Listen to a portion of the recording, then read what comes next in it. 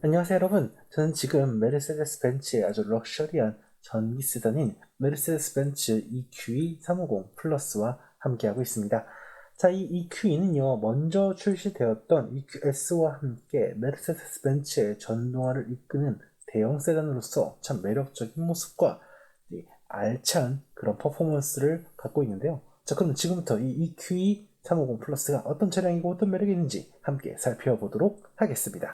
재원을 보면 알겠지만 EQE350 플러스는 상당히 큰 체격을 갖고 있습니다. 4965mm 이르는 긴 전장과 각각 1905mm, 1110mm의 전폭과 중고를 갖췄고 휠베이스는 3120mm에 이릅니다. 휠베이스만 본다면 정말 큰 체격을 갖고 있다고 설명드릴 수 있겠죠. 공차기는 역시 좀 무거운 편입니다. 디자인 살펴보도록 할게요. 메르세데스 벤츠의 전동화 디비전인 EQ의 그런 감각이 고스란히 자리하고 있는 걸 확인할 수 있어요. 이 프론트 그릴 대신 패널이 자리하고 있는 거, 메르세데스 벤츠 측의 삼각별 디테일을 찾아볼 수 있죠. 여기에 EQS와 유사한 스타일의 스타일링들이 곳곳에 자리하고 있어서 이 EQ 디비전의 특별함을 제시하고 있습니다. 측면에서는 이 EQ 모델들이 선보이는 원보 디자인을 아주 잘 보여주고 있는데요. 제 개인적으로는 EQS보다 EQ 쪽이 조금 더 안정적이고 유려한 이런 밸런스적인 부분에서 큰 매력을 보여주고 있죠. 푸른색 디테일이 돋보이는 20인치 휠이 전륜과 후륜에 탑재되어 있고요. 이렇게 독특한 EQ만의 디테일들이 차체 곳곳에 자리하고 있어 더욱더 고급스럽고 세련된 이미지를 제시하고 있습니다. 여기에 이 파워 타입의 이 도어 캐치 역시 독특한 부분이라 할 수 있겠고요. 이 특유의 곡선의 자체가 상당히 인상적입니다. 후면 역시 우리가 알고 있는 EQ의 감각 요소들을 그대로 반영하고 있는데요. 하나로 길게 이어져 있는 리어 콤비네이션 램프 스타일링이 이러한 좋은 예라고 할 수 있겠고요. 곡선이 강조된 차체 그리고 낮게 그려져 있는 모습들이 EQS와 상당히 유사하면서도 조금 더 탄탄하고 밸런스 있는 모습을 보여줍니다. 덕분에 EQ는 누가 보더라도 매력적인 세단으로 느껴질 것 같습니다. 이러한 EQ의 매력은 실내 공간에서도 확인할 수가 있어요. 실내 공간 EQS에서 보았던 이런 와이드한 그러면서도 기술적인 연출들 그대로 자리하고 있죠. 스티어링 휠이라던가 디지털 클러스터 그리고 인포테인먼트 시스템의 시각적인 매력이 상당히 뛰어나고요. 곳곳에 자리하고 있는 EQ만의 감성들 그리고 메르세데스 벤츠의 아이덴티티를 잘 보여주는 여러 요소들이 실내 공간의 가치를 더욱더 높여주고 있습니다. 그리고 보시는 것처럼 전체적인 공간의 여유가 상당히 좋은 편이에요. 시트가 조금 높은 느낌도 있긴 합니다만 전체적으로 공간이 굉장히 쾌적하기 때문에 성인 남성이 앉더라도 여유가 느껴지고요. 헤드룸이라던가 전반적인 시야 그리고 착자감도 우수하죠. 여기에 추가적인 수납 공간 그리고 부메스터 사운드 시스템이 탑 차체의 가치를 더욱더 높여주고 있습니다. 긴 전장과 휠베이스 덕분에 2열 공간 역시 쾌적합니다. 실제 도어를 열고 안쪽을 보게 되면 무척이나 여유롭고 넉넉한 공간을 확인할 수 있죠. 레그룸은 물론이고요. 시트의 형태, 디테일, 연출 등에 있어서도 상당히 우수한 모습을 보여주고 실내 공간의 개방감과 또 시야 역시 상당히 우수합니다. 다만 2열 탑승자를 위한 별도의 디테일들, 결국은 기능들이 그리 우수한 편은 아니기 때문에 약간의 타협은 필요하죠. 하지만 패밀리 세단으로 사용하기엔 결코 부족함이 없는 그런 공간을 갖추고 있습니다. 이어서 적재 공간 살펴보도록 하겠습니다. 자, 트렁크 게이트 들어 올리게 되면 깔끔하게 마련되어 있는 공간을 확인할 수 있죠. 기본적으로 공간이 굉장히 깔끔하고 넉넉하게 마련되어 있어서 활용성이 좋다라는 생각이 들어요. 그리고 보시면 아시겠지만 안쪽에 이렇게 2열 시트가 분할 폴딩이 되긴 합니다. 이를 통해서 상황에 따라서 더욱더 넓은 공간을 활용할 수 있으니 차량의 가치 그리고 차량의 활용성이 더욱더 높다고 설명드릴 수 있겠죠. 다만 일부 소재와 마감이 좀 아쉽게 느껴지는 부분도 있다는 거 감안할 필요가 있겠습니다. 이어서 운동 성능 살펴보도록 하겠습니다. 자, EQE350 플러스는 이 215kW의 영구자석 동기식 싱글 모터를 하나 채용하고 있고요. 이는 약 295마력과 57.5kgm의 토크를 낼 수 있죠. 레이아웃은 후륜 구동을 탑재하고 있는데요. 굉장히 민첩하고 우수한 운동 성능을 내고 있어요. 실제 정지 상태에서 단 6.4초 만에 시속 100km까지 가속할 수 있고 최고 속도 역시 210km/h에 이르죠. 여기에 이 90.56kWh 그리고 실사용량이 약 88kWh의 배터리가 장착되어 있어서 1회 충전 시에 약 471km를 달릴 수가 있습니다. 참고로 공인 전비는 복합 기준 4.3km/kWh시고요. 도심과 고속은 각각 4.5, 4.1, km/kWh로 굉장히 우수하고 균형 잡혀 있는 그런 제원을 확인할 수 있습니다. 그럼 지금부터 메르세데스 벤츠의 또 다른 럭셔리 전기 세단인 EQE350 플러스와 함께 주행을 시작해 보도록 하겠습니다. 자, 사실 저는 이 차를 이미 이 미디어 런칭 행사와 런칭 행사 이후 진행되었던 시승 행사를 통해서 충분히 경험해 본 상태인데요. 저는 단도직입적으로 얘기하자면 EQS보다 EQE를 조금 더 좋아하고 선호하는 편에 속해 있는 사람입니다. 실제로 그럴 수밖에 없는 게 딱 보자마자 메르세데스 벤츠의 최신의 감성이 담겨 있는 공간과 이런 연출들을 확인할 수가 있죠. 이러한 모습은 이 탑승자로부터 또 운전자로부터 높은 만족감을 이끌기에 아주 좋은 모습이죠. 실제 이런 소재와 소재의 연출, 이런 디자인 디테일 등에 있어서 이 메르세데스 벤츠의 격을 느끼기에 아주 좋은 그런 고성을 갖고 있죠. 물론 일부 요소들이 아쉽게 느껴지는 부분, 또 하이퍼 스크린이 제대로 적용되지 않은 부분 등의 이런 일부 아쉬운 요소들도 있긴 하겠습니다만 전체적으로 패키지 자체는 굉장히 우수하고 만족스럽죠. 게다가 붐메스터 사운드 시스템 역시 탑재되어 있다 보니까 이 감각적인 만족감을 높여주기에 아주 좋은 차량이죠.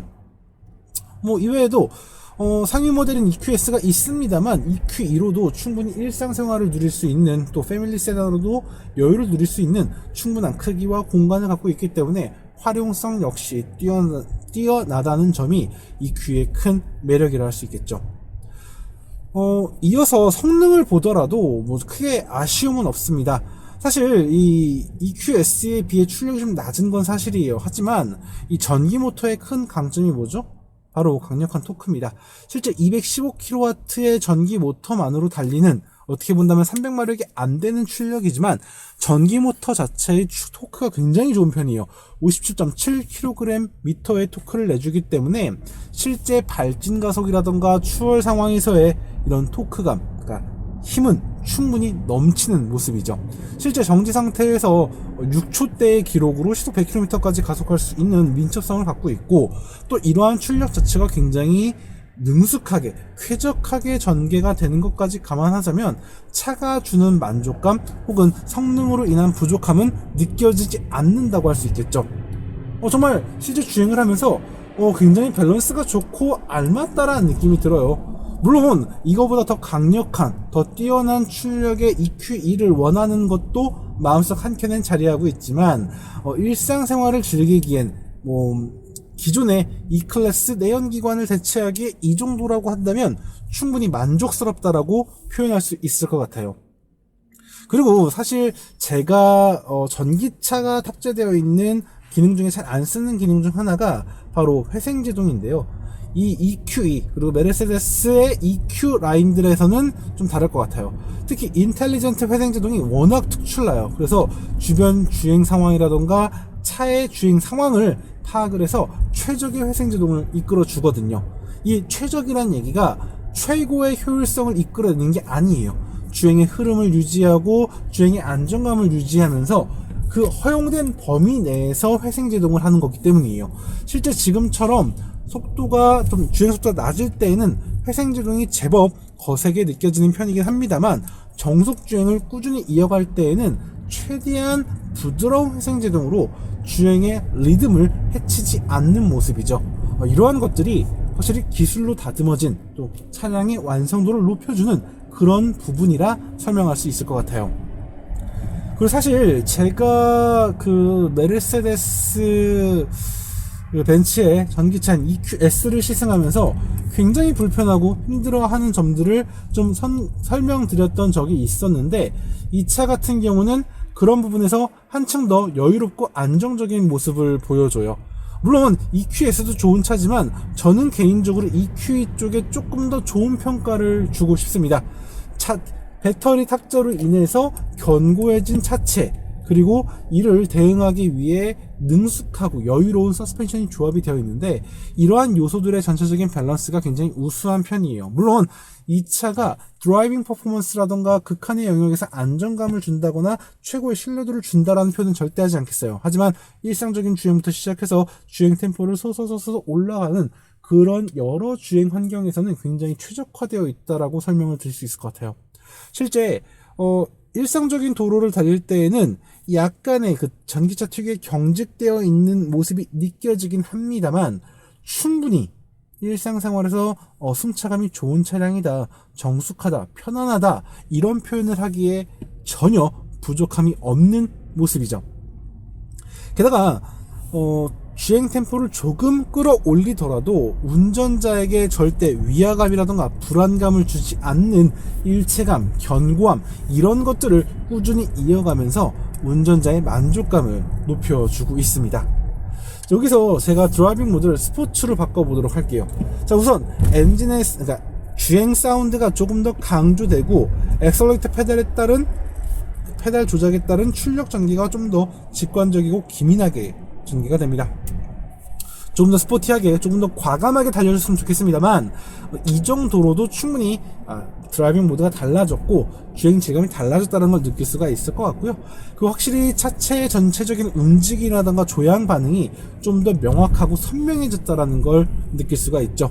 덕분에 운전자는 조금 더 적극적으로 자신의 주행을 이어갈 수 있다는 확신을 얻게 되고요. 전체적으로 이런 회생제 동시에 사운드도 충분히 매력적이네요. 승차감이 조금 경직되어 있다라는 느낌도 없지 않아 있습니다만 차의 성격, 무게, 그리고 배터리 등의 여러 요소들을 감안하자면 충분히 납득 가능한 수준의 그런 주행 특성을 보여준다라고 생각이 되네요. 한편 전기차를 타게 되면 상대적으로 이 주행거리에 대한 부담을 가질 수밖에 없겠죠. 아무래도 전기차 운영하는 데서 가장 큰 장벽이자 부담 요소, 부정적인 요소라고 할 수 있겠죠. 그러나 이 EQE 같은 경우는 이제 90kWh가 넘는 대용량 배터리를 탑재하고 있습니다. 자, 실제 사용 가능한 배터리 용량이 약 88kWh에 이르는데요. 자, 모든 배터리를 충전했을 때 1회 충전 시 약 471km까지 주행이 가능하다고 합니다. 주행거리 부분에 있어서는 정말 쾌적한 여유를 보여주는 거죠. 자, 이러한 요소들을 보게 되면 퍼포먼스 부분에서는 예를 들어 타이칸이라던가 이런 아우디의 이트론 같은 RS 이트론 GT 같은 그런 고성능 퍼포먼스 EV에 조금 부족한 모습이 좀 없지 않아 있어요. 하지만 전체적인 밸런스라던가 전체적인 안정감 그리고 활용성과 이런 지속성 등 이런 여러 요소들을 고려하게 된다면 밸런스가 굉장히 좋은 차라고 설명을 드릴 수 있는 거죠.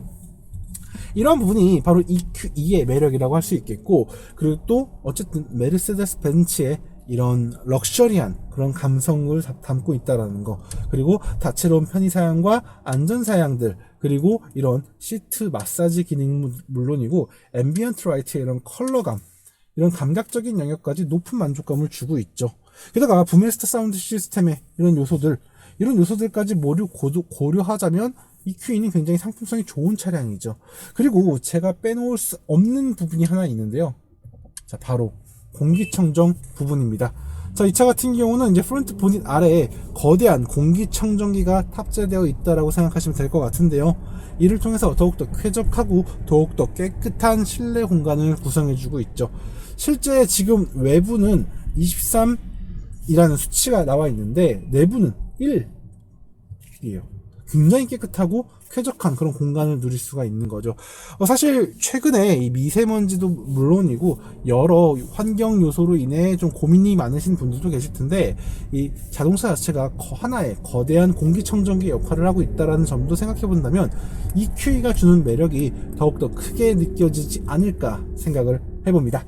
자, 오늘은 이렇게 메르세데스 벤츠가 선보이는 이 럭셔리 EV 중 하나인 EQE 350 플러스를 만나보게 되었는데요. 굉장히 알찬 구성과 다채로운 매력들, 그리고 어떻게 본다면 이런 프리미엄 EV라는 그 세그먼트 내에서도 굉장히 현실적이고 설득력 있는 가격 구성을 갖고 있다라는 점에서 소비자들의 이목을 집중시킬 수밖에 없을 것 같아요. 그리고 저는 이미 EQ의 여러 차량들을 경험해본 입장에서 아마 현재 국내에서 만날 수 있는 EQ 라인업 중에서 가장 매력적인 EQ 모델이 바로 이 EQE가 아닐까라고 생각을 해봅니다. 자, 매력적인 전기차, 또 프리미엄 전기차를 원하시는 분들이라고 한다면 저는 이 EQE 꼭 추천드리고 싶어요. 내가 강력한 성능, 강력한 퍼포먼스보다는 전체적인 밸런스와 완성도를 원하는, 그리고 일상에서 만족도를 높여줄 수 있는 차를 원하시는 분이라고 한다면 저는 EQ 절대적으로 추천드리고 권해드리고 싶다라는 생각을 해보게 됩니다. 자, 오늘 EQE 350 플러스 시승은 여기서 마무리하도록 하겠고요. 저는 다음에 다른 자동차, 다른 이야기로 다시 인사드리겠습니다. 지금까지 카올릭 김학수였습니다. 감사합니다.